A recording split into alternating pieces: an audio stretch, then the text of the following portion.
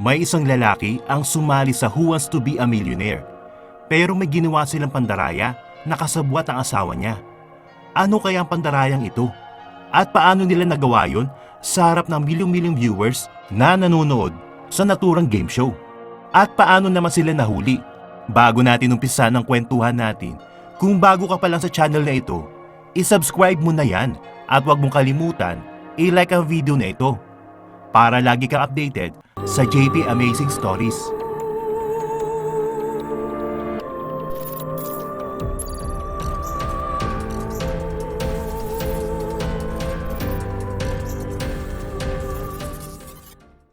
Who Wants to be a Millionaire?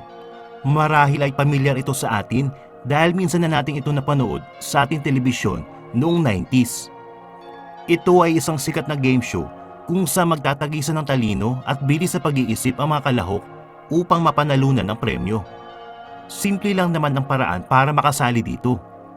Kailangan mo lang tumawag ng tumawag sa telepono hanggang sa mapili ka nila na maging kalahok sa game show. Mula sa grupo ng mga napiling contestant ay pipili ng isang kalahok para makapaglaro sa jackpot round sa pamamagitan ng pabilisan ng kamay sa pagpindot at pagpili sa tamang sagot.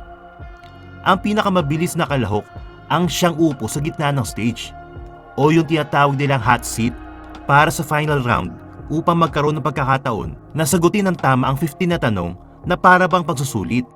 Kapalit nito ay ang tumataginting na 1 million euros o katumbas naman ng 58 million pesos sa atin. Samantala, ang mga hindi pinalad na kalahok ay uupo naman sa gilid ng stage.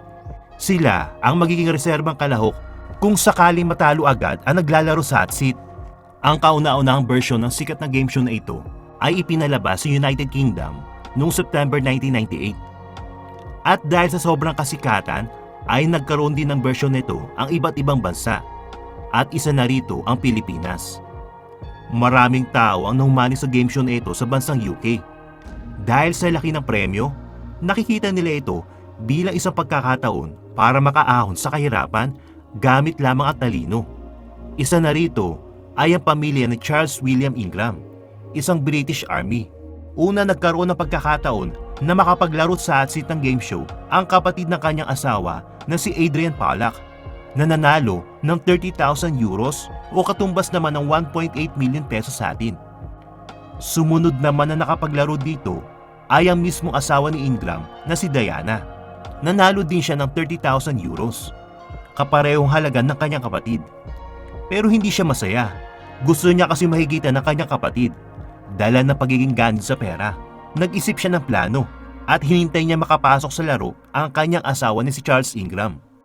September 9, 2001, makalipas ang daan-daang tawag sa telepono para makasali sa Who Wants to be a Millionaire, pinalad na makapasok si Charles Ingram sa game show.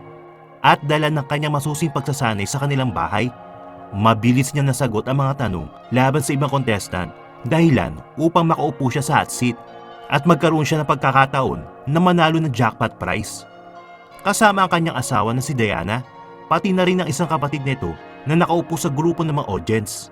Ngunit lingid sa kaalaman ng lahat, ang pamilyang ito ay gagawin ang lahat ng kanilang makakaya para makuha ang jackpot prize kahit sa maling paraan. At ito ang pandaraya. Ang unang 5 tanong ay naging madali para kay Ingram. Sa ilang sandali lamang ay nanalo na siya ng 1,000 euros o katumbas naman ng 58,000 pesos sa atin. Sa kalagitnaan ng laro ay napansin ng staff ng game show na labas-pasok sa studio ang kapatid ni Diana na may hawak na telepono. Pinagdudahan nila ito at sinabihan na maari siyang palabasin ng tuluyan sa studio o manatili lamang sa kanyang kinaupuan.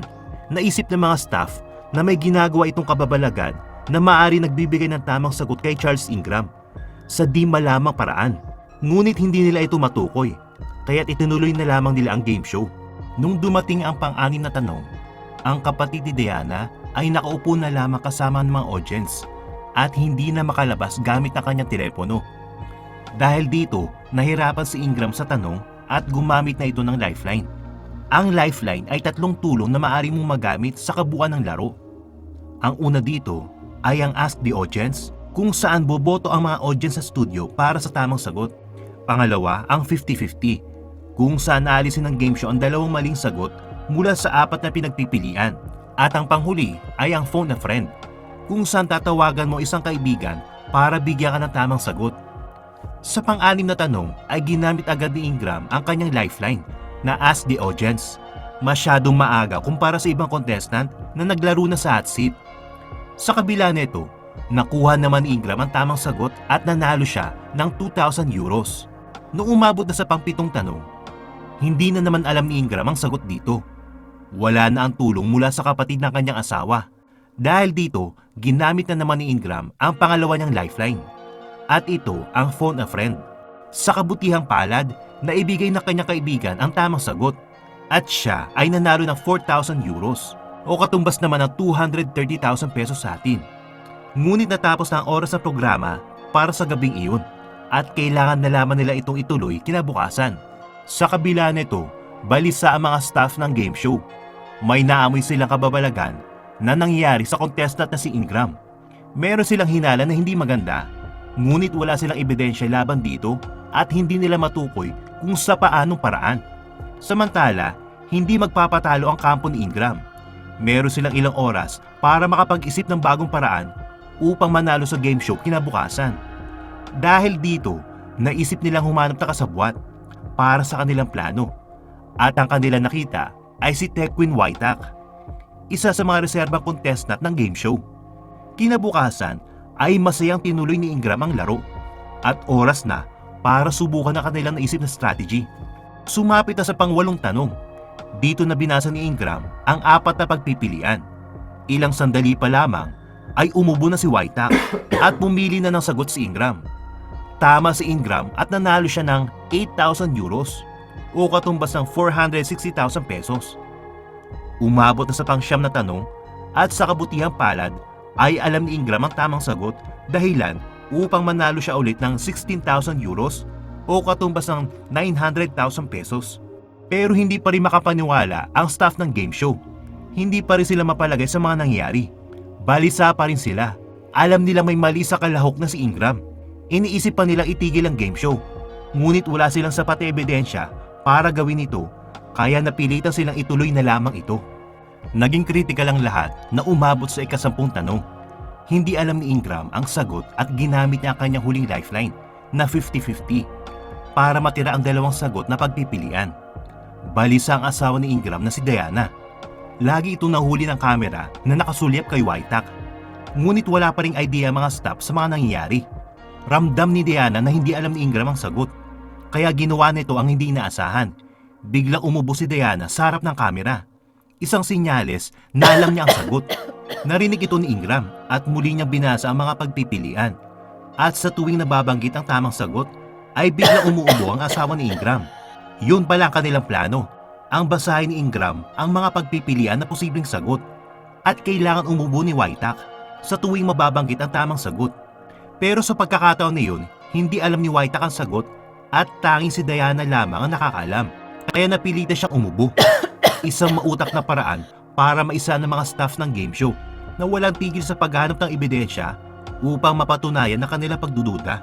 Sa huli ay nasagot lahat ni Ingram ang natitira pang 5 tanong at sa tulong na pag-ubo ni Waitak ay nanalo siya ng jackpot prize na 1 million euros o halos katumbas ng 58 million pesos sa atin.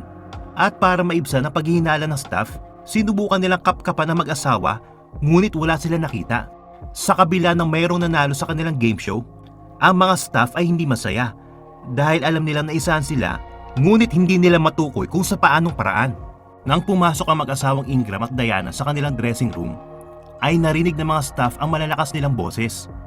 Sa halip na maging masaya, ang mag-asawa ay narinig nila itong nag-aaway. Narinig nila si Diana na pinapagalitan si Ingram na para bang sinasabihan nito na hindi siya tumupad sa usapan. At ang pagiging ganit niya sa pera ang posibleng maging dahilan ng kanilang problema. Nang marinig ito ng mga staff, ay rineview agad nila ang mga tapes na naglalaman ng lahat ng eksena ng game show. Sa tulong ng 8 kamera at 20 na microphone, narinig at nasaksihan ng mga staff ang pandarayang pinamunuan ni Ingram.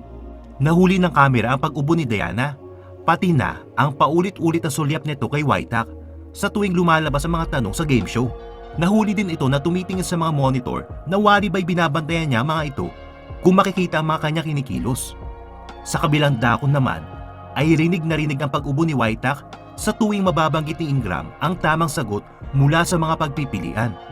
May mga pagkakataon din na nakikipag-usap si Wojtek sa mga kapwa niya contestant at lantara binabanggit ang tamang sagot. Sa mabilis na sandali ay tinawagan ng staff ng show si Ingram at sinabihan na hindi niya makukuha ang 1 million euro dahil sa mga aligasyon ng pandaraya. At sa loob ng ilang araw ay umusad ang investigasyon sa korte. At sa tulong ng mga recorded tapes, pati na rin ang mga testimonya ng mga saksi, sila ay nahatulan ng 2 years sa pagkakakulong sa kasong panlilinlang. At sila ay pinagmulta ng 30,000 euros o katumbas ng 1.7 million pesos. Dagdag pa neto, nawalan rin ng trabaho si Ingram sa British Army dahil nasira ang moral nito nung kumalat ang kanyang ginawang pandaraya sa national news ng kanilang bansa. Sa huli, mas malaki pa ang pinsalang natamo nila kaysa sa premyong kanilang inaasam. Walang masamang maghangad, basta sa tamang paraan lamang at hindi sobra-sobra. Tandaan natin, ang pagiging ganid, lalo na sa pera, ay walang ibang pupuntahan, kundi ang tiyak na kapahamakan.